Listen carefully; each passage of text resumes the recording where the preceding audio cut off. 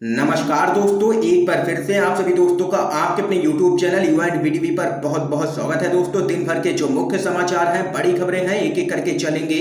तमाम बेहद बड़ी अपडेट्स आप तक आगे इसी वीडियो के माध्यम से पहुंचाएंगे, इसलिए लगातार हमारे साथ आगे इसी वीडियो में बने रहिएगा। तो वहीं दोस्तों, खबरों की तरफ चलने से पहले आप लोगों से एक छोटा सा निवेदन है कि अगर आप लोग भी जबरदस्त तरीके से किसान आंदोलन के समर्थन में खड़े हैं और तीनों ही विवादित कृषि कानूनों को रद्द करने की मांग करते हैं, तो आप इस वीडियो को लाइक कीजिए, अपना समर्थन दर्ज करवाइए और चैनल को फ्री में सब्सक्राइब करके बेल के आइकन को जरूर दबाइएगा दोस्तों, जहां पर पहली बड़ी खबर आप लोगों को बताते चलें।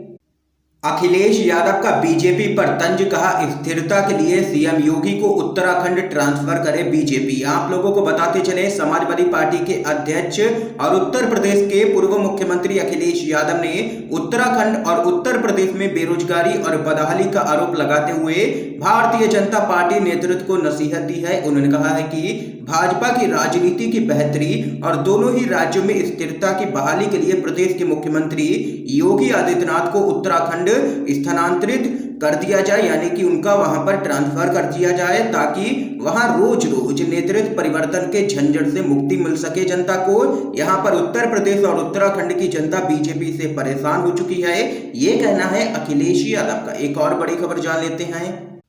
अब संसद के बाहर किसान खोलेंगे मोर्चा, राकेश टिकैत बोले देश में है अघोषित आपातकाल। जी हां दोस्तों, आप लोगों को बताते चले, पिछले 7 महीने से भी अधिक समय से देश भर से आए किसान दिल्ली की सीमाओं पर लगातार प्रदर्शन कर रहे हैं। किसान केंद्र सरकार के द्वारा पारित किए गए तीनों ही कृषि कानूनों को रद्द करने की मांग कर रहे हैं। इस बीच संयुक्त किसान मोर्चा ने कहा है कि मानसून सत्र के दौरान संसद के बाहर प्रतिदिन 200 किसानों का एक समूह लगातार प्रदर्शन करेगा।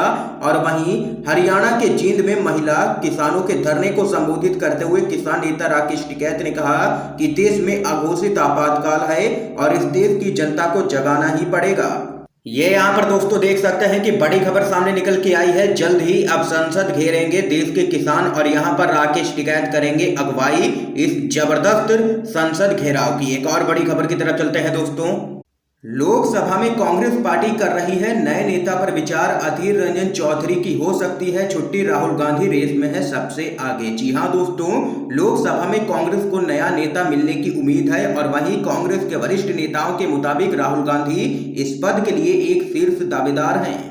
और वहीं संगठन में बड़े बदलावों के बीच कांग्रेस पार्टी की तरफ से इसके बारे में कुछ भी आधिकारिक नहीं हुआ है, क्योंकि राहुल गांधी के ऊपर निर्भर है कि वो आखिर क्या चाहते हैं। इसके साथ ही कांग्रेस अध्यक्ष सोनिया गांधी और प्रियंका गांधी दोनों ही चाहते हैं कि राहुल गांधी इस बड़ी भूमिका को स्वीकार करें। सूत्रों के मुताबिक कांग्रेस की तरफ से जल्द ही इससे जुड़ी बड़ी खबर सामने निकल के आ सकती है।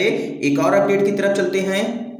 मोहन भागवत के लिंचिंग बयान पर ओवैसी का पलटवार, कहा ये नफरत हिंदुत्व की ही देन है। आप लोगों को बताते चले, आरएसएस के प्रमुख मोहन भागवत ने कहा है कि सभी भारतीयों का डीएनए एक है और मुसलमानों के डर के इस चक्र में नहीं फंसना चाहिए कि भारत में इस्लाम खतरे में है। उन्होंने यह भी कहा है कि जो लोग मुसलमानों से देश छोड़ने को कहते हैं वे खुद को हिंदू नहीं कह सकते हैं। भागवत के इस बयान पर अब यहाँ पर एआईएमआईएम के चीफ असदुद्दीन ओवैसी ने पलटवार किया है। ओवैसी ने कहा है कि देश में ये नफरत हिंदुत्व की ही देन है। ओवैसी ने एक के बाद एक ट्वीट करके कहा, आरएसएस के भागवत ने कहा लिंचिंग करने वाले हिंदुत्व विरोधी हैं। इन अपराधियों को गाय और भैंस में फर्क नहीं पता होगा, लेकिन कत्ल करने के लिए जुनैद, अखलाक, पहलू, रकबर, अलीमुद्दीन के नाम ही काफी थे। ये नफरत हिंदुत्व की ही देन है। इन मुजरिमों को हिंदुत्ववादी सरकार की पुष्ट पनाही हासिल है। और वहीं आप लोगों को बताते चले, मोहन भागवत पर हमला करते हुए दिग्विजय सिंह ने भी पूछा है कि क्या यही शिक्षा आप मोदी, अमित शाह और भाजपा के मुख्यमंत्रियों खास करके योगी आदित्यनाथ को भी देंगे। ये यहाँ पर लगातार विपक्ष अब हमलावर हो चुका है मोहन भागवत के ऊपर। एक और बड़ी खबर की तरफ चलते हैं।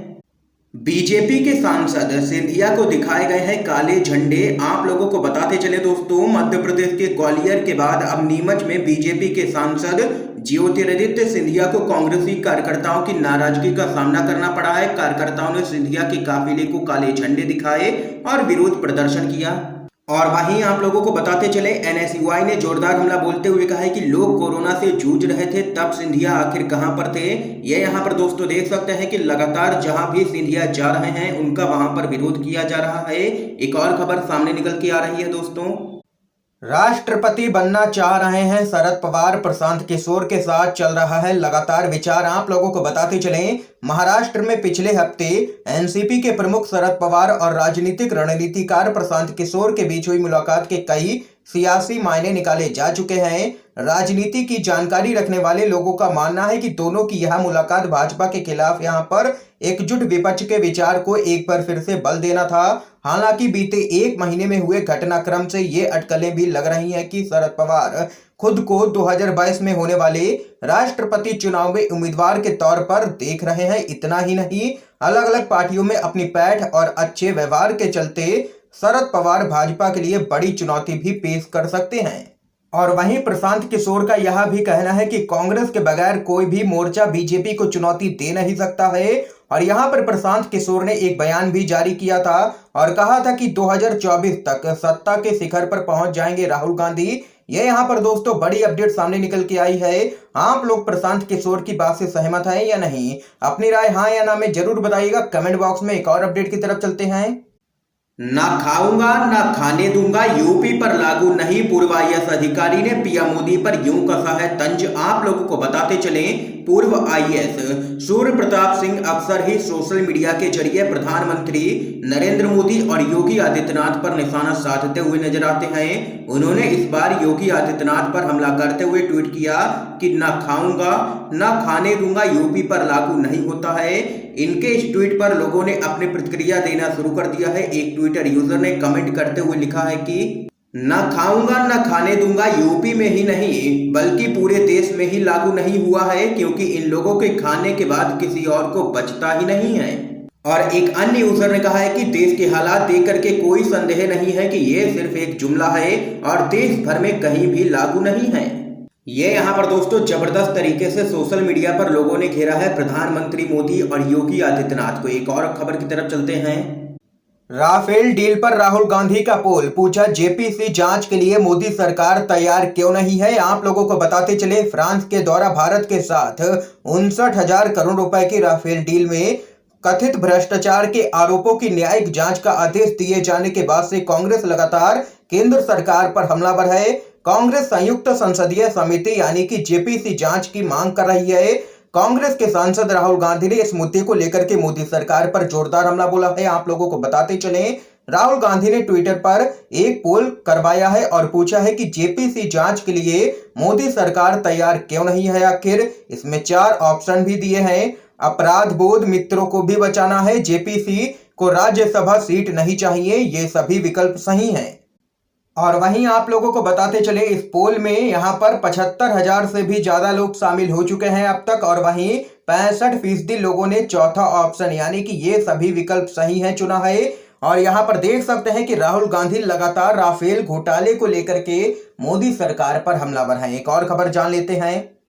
राहुल गांधी ने एक बार फिर से कसा है मोदी सरकार पर तंज, कहा सच कभी भी खामोश नहीं रह सकता है। आप लोगों को बताते चले, कांग्रेस के नेता राहुल गांधी ने एक बार फिर से राफेल सौदे को लेकर के मोदी सरकार पर तंज कसा है। वो लगातार इस मामले में ट्वीट कर रहे हैं और मोदी सरकार को घेर रहे हैं। आप लोगों को बताते चले, राहुल गांधी ने एक ट्वीट में एक वीडियो शेयर किया है जिसमें राफेल डील, मोदी सरकार और अंबानी का नाम लिया गया है।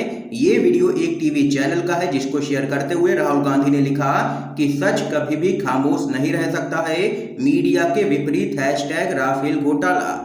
और वहीं इससे पहले राहुल गांधी यही मांग कर रहे हैं राफेल घोटाला को लेकर के कि जेपीसी की जांच यहां पर करवाई जाए और सच का सच यहां पर सामने निकल के आए। और मोदी सरकार अब दुनिया भर में बेनकाब हो चुकी है, ये यहां पर कहना है राहुल गांधी का। एक और बड़ी अपडेट आ रही है सामने निकल के दोस्तों। जनता पर एक बार फिर से पड़ी है महंगाई की मार, एक बार फिर से बढ़े पेट्रोल डीजल के दाम, दिल्ली में 100 रुपए के करीब पहुंचा है भाव। आप लोगों को बताते चले, देश की जनता पर महंगाई की मार लगातार जारी है। तेल कंपनियों ने एक बार फिर से दाम बढ़ा दिए हैं जिससे आम आदमी की परेशानी और भी बढ़ गई है। दिल्ली में पेट्रोल की कीमतों में 35 पैसे प्रति लीटर की बढ़ोतरी की गई है। इससे पहले आप लोगों को बताते चले, रविवार को भी पेट्रोल की कीमतों में 35 पैसे बढ़ाए गए थे, जिसको लेकर के अब मोदी सरकार विपक्षी दलों के साथ साथ यहाँ पर आम जनता के भी निशाने पर बनी हुई है। यहाँ पर खुली लूट मचाई जा रही है। ये यहाँ पर दोस्तों आज की तमाम बेहद बड़ी खबरें थी जो हमने आप लोगों तक पहुंचाई है यू एंड वी टीवी के माध्यम से। इन खबरों को लेकर के आप लोगों की क्या कुछ राय है जरूर बता सकते हैं कमेंट बॉक्स में कमेंट करके। वीडियो को शेयर कीजिएगा, लाइक कीजिएगा। आप सभी का बहुत बहुत धन्यवाद दोस्तों।